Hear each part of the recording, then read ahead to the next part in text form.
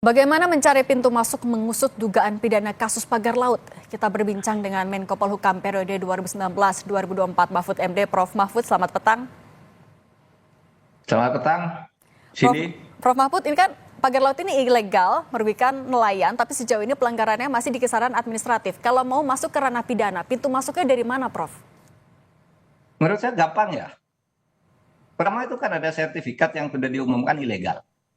Nah, sertifikat yang ilegal itu kan dikeluarkan oleh siapa, tanggal berapa, pejabatnya siapa. Itu aja panggil dulu. Kenapa kamu mengeluarkan ini?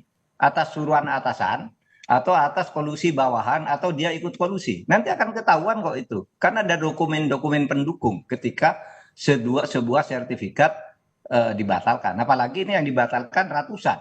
Itu kan gampang sih. Lalu kemudian pelaku pemagaran, ya betul Pak Trenggono ya sulit ngambil tindakan.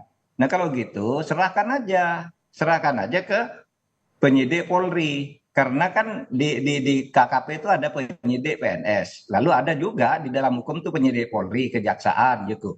Serahkan ke situ, itu ada pelanggaran, tolong siapa yang pemagaran itu, yang lakukan pemagaran itu kan ada orangnya yang ngaku bahwa ini sudah ada masyarakat, dia sudah menemui nelayan, panggil dia, wajib dia hadir, dipanggil oleh hukum. Kamu masyarakat siapa yang kamu temui bahwa itu swadaya, lalu diusut dari situ.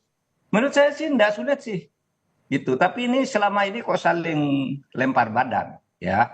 Saya selalu mengatakan gini, menteri itu apakah itu Pak Hadi Cahyanto, apakah AHY atau Sofyan Jalil, tidak usah takut kalau dia tidak sengaja melakukan pelanggaran itu kan ada delegasi kewenangan di dalam hukum tata negara itu.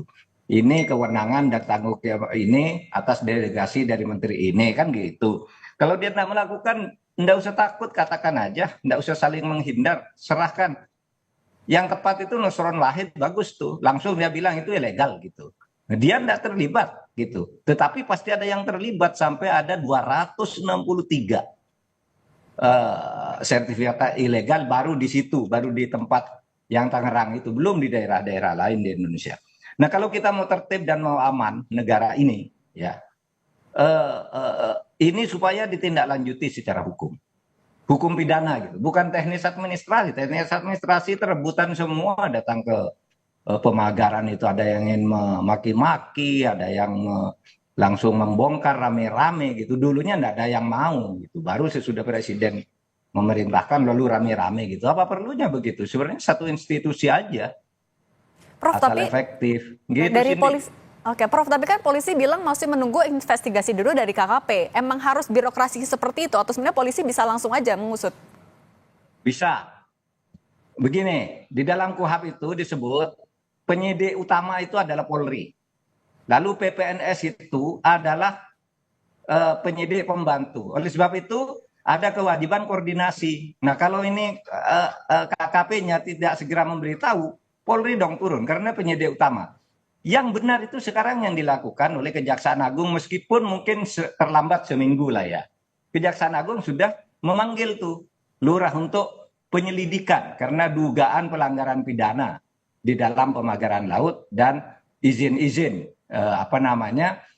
pengkaplingan itu, izin-izin yang dilakukan untuk pemanfaatan laut.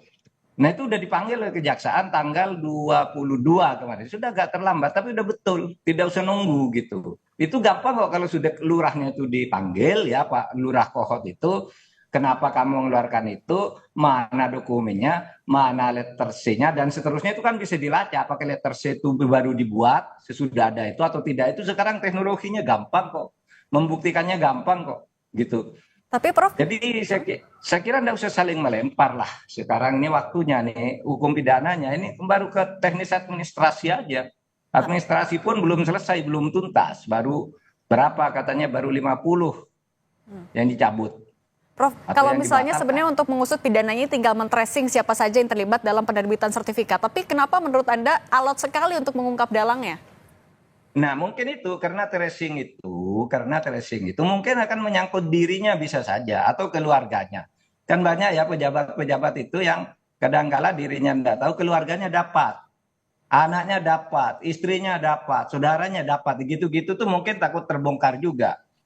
Gitu bisa saja itu terjadi. Tapi apapun sikap untuk menyembunyikan itu adalah salah secara hukum. Itu merusak negara gitu. Kalau Anda merasa bersih, ya serahkan aja, buka semua. Kasih tuh KKP, ATR, BTN, kasih ke polisi, kejaksaan. Pak, tolong ini nih, salah ini, tolong Bapak sidik gitu. Nah, Gitu. Penyidik kami mungkin tidak mampu karena ada orang dalam juga yang terlibat. Kan bisa begitu. Hukum membuka itu dan membunyikan itu.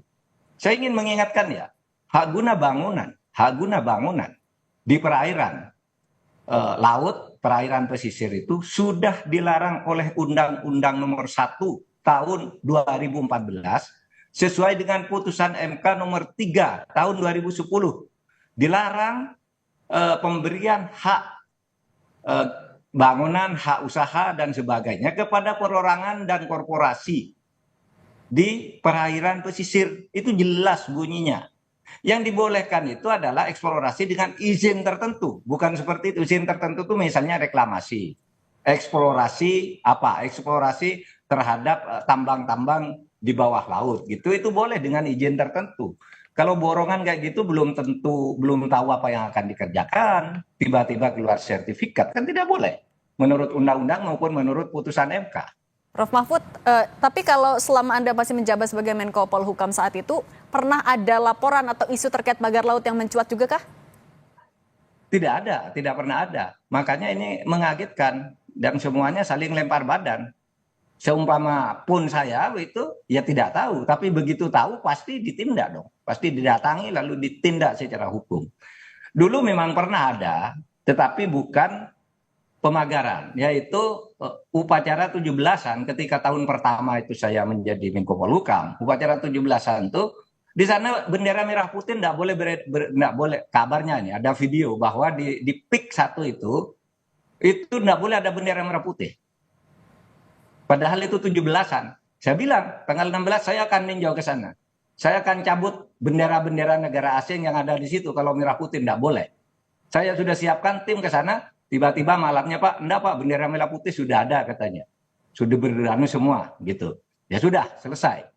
Nah hanya itu yang ada. Kok sekarang lalu ke pelanggaran di laut.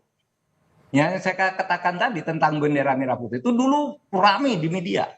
Sehingga saya bentuk tim, besok saya akan ke sana. Saya sudah bentuk sekian orang, ayo ikut saya. Besok kita cabut sama-sama. Kita ganti dengan bendera merah putih. Begitu saya waktu itu tahun 2020 bulan Agustus tuh. Oke. Membuka dalang dan juga pidananya di kasus pagar laut ini jadi PR Prof. Mahfud MD. Terima kasih sudah berbagi di Kompas Petang. Sehat selalu Prof. Mahfud. Sehat, Cindy. Makasih.